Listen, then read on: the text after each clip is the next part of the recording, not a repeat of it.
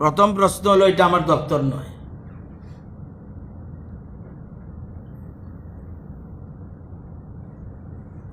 অতীতে শিক্ষা দপ্তরের অধীনে তারা ছিল, অতীতে শিক্ষা দপ্তরে তারা অধীনে ছিল। হাইকোর্ট থেকে তাদের চাকরি বাতিল হয়, হাইকোর্ট থেকে তাদের চাকরি বাতিল হয়, সিলেকশন প্রসেসে ত্রুটি থাকার কারণে। পরবর্তী সময় সুপ্রিম কোর্টে যায়, দেশের সর্বোচ্চ আদালত সুপ্রিম কোর্ট হাইকোর্টের আদেশ বহাল রাখে। আমরা ইন দ্য মেইন টাইম ক্ষমতায় আসি।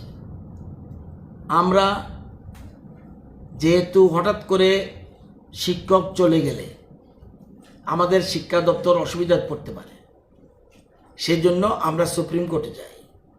আমরা বলছি আমাদের নিয়োগ সাপেক্ষে এবং আমাদের সাফিসিয়েন্ট বিএড নেই, সুতরাং নিয়োগ সাপেক্ষে তোমরা কিছুদিন আমাদের অ্যারেঞ্জমেন্ট করো। প্রায় 2 বছর তাদের এক্সটেনশন দিয়েছে। এরপর তাদের চাকরি চলে যায়। এটা কোনো গভর্নমেন্ট অর্ডারে নয়। আমি কেন, আপনিও সুপ্রিম কোর্টের আদেশ মানতে বাধ্য। ভারতবর্ষে যারা বসবাস করে তারা সুপ্রিম কোর্টের আদেশ মানতে বাধ্য। আমার সরকার কেন, যে কোনো সরকারই সুপ্রিম কোর্টের আদেশ মানতে বাধ্য। এরপরেও বহুবার সুপ্রিম কোর্টে যাওয়া হয়েছে, ওদের পক্ষ থেকেও আমাদের পক্ষ থেকেও। আমরা ক্ষমতা আসার আগে তাদের সম্বন্ধে আমরা বলেছিলাম, আমরা তাদের মানবিক দৃষ্টির দিক দিয়ে বিচার করে তাদেরকে আমরা তাদের একটা প্রোভাইড করার, চাকরি ক্ষেত্রে প্রোভাইড করার ব্যবস্থা করব। আমরা সুপ্রিম কোর্টে বেকাররা বিরক্ত হবে, রাগ হবে, তারপরেও জানা সত্ত্বে আমরা সুপ্রিম কোর্টে বলেছি এদের সাথে 10,000-এর সাথে আরো অনেক মানুষ জড়িত, পরিবারের লোকজন, তাদেরকে আমরা চাকরি দিতে চাই, তাদেরকে আমরা চাকরি দিতে চাই। এবং তাদের জন্য যেন প্রভিশন হয় উইদাউট অ্যাডভার্টাইজমেন্ট যেন আমরা নিতে পারি, তাদেরকে সেই সুবিধা দেখা হোক। খুব সম্ভব শব্দগুলি আমার এরকমই ছিল বলে মনে হয়। সুপ্রিম কোর্ট ক্যাটাগরিক্যালি বলে দিয়েছে কোনো এক্সট্রা বেনিফিট দেওয়া যাবে না। অন্য বেকাররা যা, তাদের ক্ষেত্রেও সেই ব্যবস্থা নিতে হবে, কোনো নো আদার এক্সট্রা ফ্যাসিলিটি। হ্যাঁ, ইন দ্যাট কেস যেহেতু তারা চাকরিরত ছিল, তাদের জন্য 2023 সাল পর্যন্ত তাদের এইজটা যেন রিল্যাক্সেশন করা হয় অ্যাকর্ডিংলি আমাদের রাজ্যে। এবং কতটা, ওই যখন সুপ্রিম কোর্টে গিয়েছিলাম তখন বলছিল যে আমাদের পোস্ট ক্রিয়েট করেছি, তুমি বলো প্লিজ পারমিট আস, তাদেরকে আমরা যেন উইদাউট অ্যাডভার্টাইজমেন্ট, উইদাউট ইন্টারভিউ নিতে পারি। সুপ্রিম কোর্ট নাকচ করে দিয়েছে, বলছে no other facility, extra facility. আচ্ছা, শুধু এজ রিল্যাক্সেশন। অ্যাকর্ডিংলি আমরা ইন্টারভিউ কল করেছি। আপনারা জানেন যে আমরা প্রাথমিক স্তরে 2,445টা, এলডিসি 1500, গ্রুপ সি তাদের 19-12 থেকে, এই মাসের 19-12 থেকে তাদের দরখাস্ত জমা দেওয়ার জন্য বলছি সবার সাথে। 19-12 থেকে আমরা starting date of submission of online application. এবং এছাড়া গ্রুপ সি আরো 945, সেটাও 28-12 থেকে। এটার মধ্যে আছে agri assistant, junior operator, pump operator, junior multitasking operator, সব মিলে 945, টোটাল 2445 এদের গ্রুপ সি এদের। এছাড়া আরো 2500 মাল্টিটাস্কিং স্টাফস, সেটাও 2500। 28-12 থেকে তাদের অ্যাডভার্টাইজমেন্ট দেওয়ার জন্য বলেছি। তো আমরা একবার চিন্তা করেছিলাম এটা করার আগে তাদের কতটুকু তাদের প্রতি দরদ আছে না আছে এই শব্দগুলি দেখলেই বোঝা যাবে। সুপ্রিম কোর্টে দরখাস্ত দিয়েছিলাম উইদাউট ইন্টারভিউ, উইদাউট অ্যাডভার্টাইজমেন্ট, তাদেরকে আমাদের নিতে দাও, আমাদের পোস্ট আছে এডুকেশন ডিপার্টমেন্ট ছাড়া। সুপ্রিম কোর্ট অ্যালাউ করেনি। এবার আউটসোর্সিংয়ের মাধ্যমে তাদেরকে নেওয়ার চেষ্টা করেছি, কিন্তু সংস্থা যতগুলি আছে 10,323 আমার সাথে এবং মুখ্যমন্ত্রীর সাথে দেখা করে, সর্বশেষ মুখ্যমন্ত্রীর সাথে আলোচনা করে তারা দে আর হ্যাপি। বলছে শিক্ষামন্ত্রীর সাথে কথা বলে আমরা হ্যাপি না। 2-3টা সংগঠন মুখ্যমন্ত্রীর সাথে কথা বলে আমরা হ্যাপি। তাদের কথা চিন্তা করে আউটসোর্সিং বাদ দিয়ে না আমাদের সরকারি চাকরি চাই, সরকারি চাকরির জন্য প্রায় প্রাথমিক পদক্ষেপ এই যে 4,945, এই যে 4,000 অর্থাৎ 5,000, এই 4,945 প্রায় 4,000 পোস্ট সরকারি চাকরি, তাদের জন্য তাদের কথা মাথায় রেখে আমরা অ্যাডভার্টাইজমেন্ট দিয়েছি। অন্যান্যরাও এটার মধ্যে অংশগ্রহণ করতে পারে। যদি এক্ষেত্রেও তারা, এবং এটার জন্য এই প্রথম ত্রিপুরা রাজ্যে এই সবগুলি পোস্টের জন্য কমন রিক্রুটমেন্ট রুলস, ত্রিপুরাতে অতীতে কমন রিক্রুটমেন্ট রুলস কোথাও কোনো সময় হয়নি। এবার এদের মাথা চিন্তা করেই, এদের কথা চিন্তা করে আমরা এটা করেছি।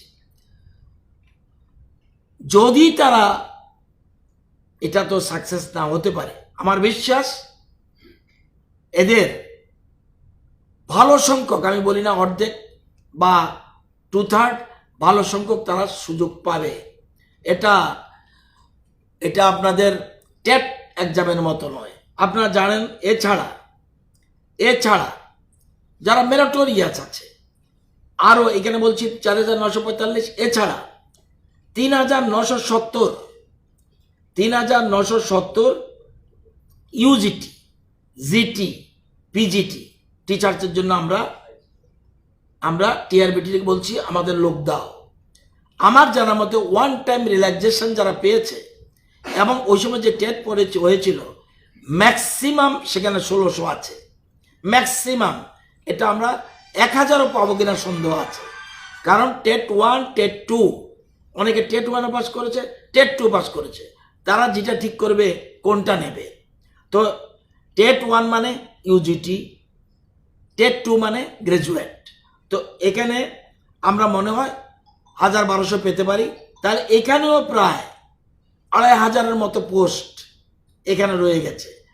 যারা brilliant student they can go TET exam, তাদের কথা।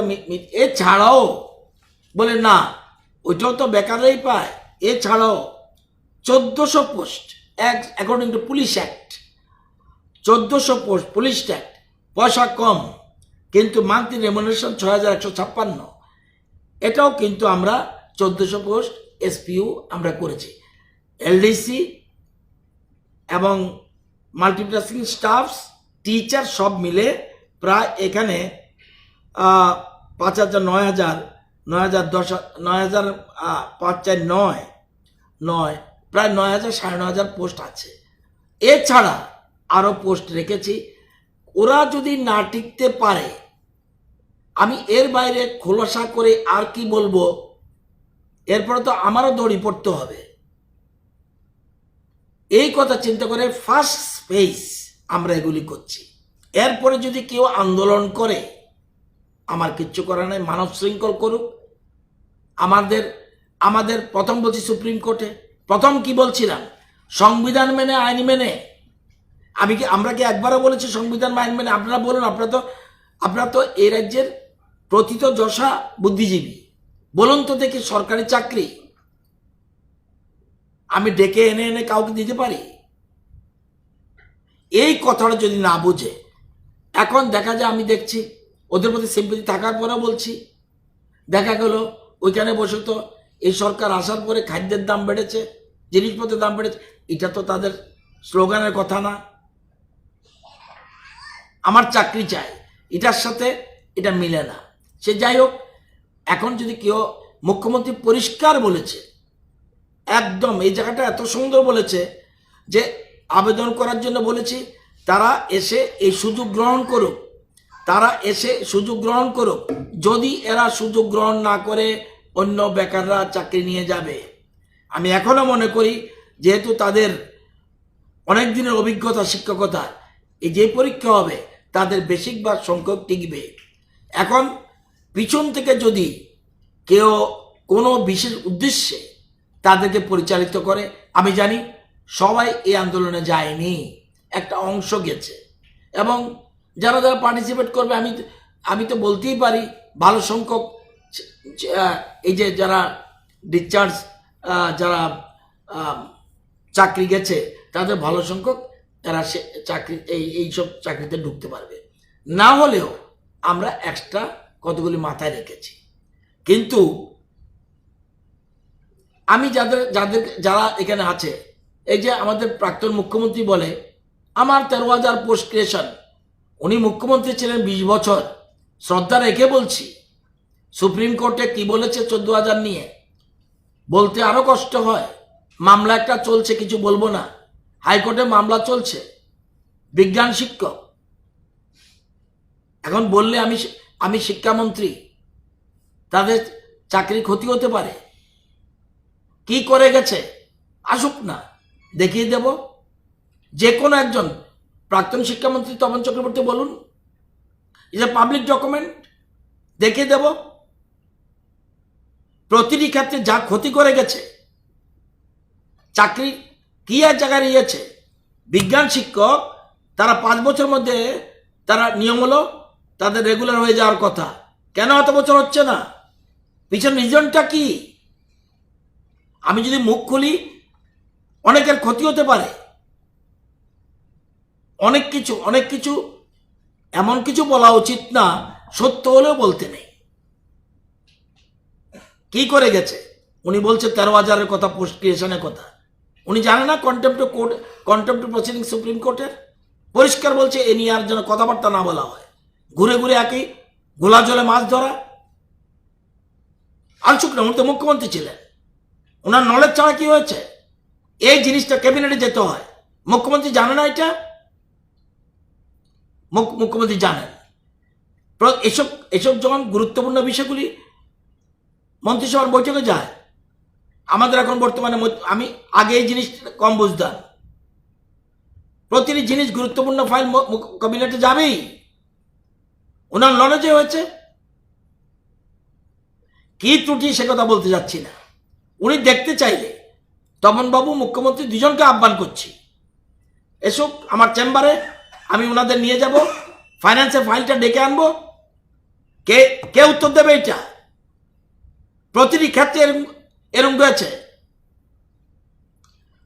তারপরও এদের প্রতি আমাদের সিম্পেথি, আমরা প্রত্যেকদিন বলছি।